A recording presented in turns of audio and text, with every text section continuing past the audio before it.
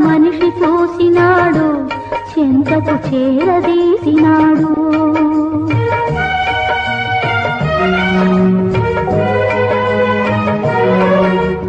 అభము శుభము తెలియని లేడి అతనిని నమ్మింది, తన హృదయం పరిచింది.